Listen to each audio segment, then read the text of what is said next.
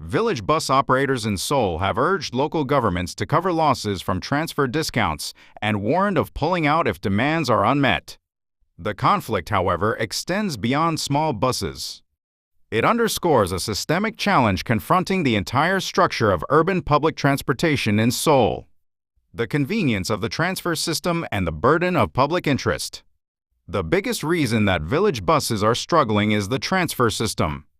The integrated fare system introduced in 2004 allows passengers to transfer between subways and buses by paying only a small additional fee after the initial payment.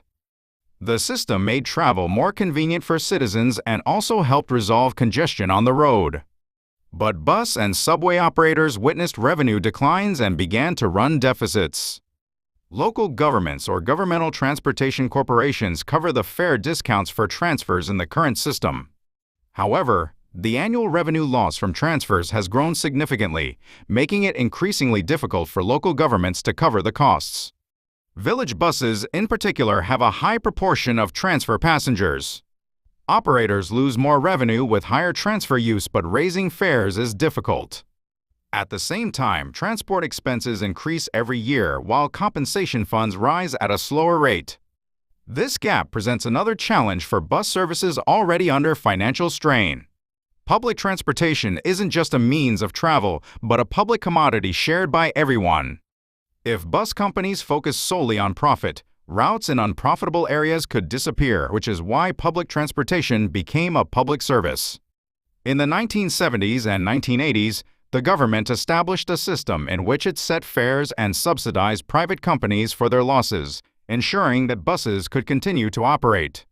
The Village Bus Initiative was likewise government-led, designed to guarantee mobility for disabled passengers and people in less connected, rural communities who otherwise risked being excluded from basic transport access.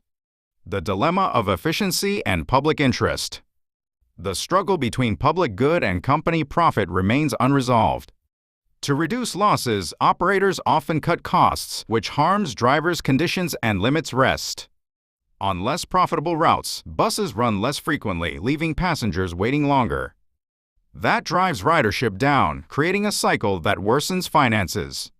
The pattern shows how efforts to make services efficient can end up reducing access, leaving both workers and passengers caught in the middle of the dispute.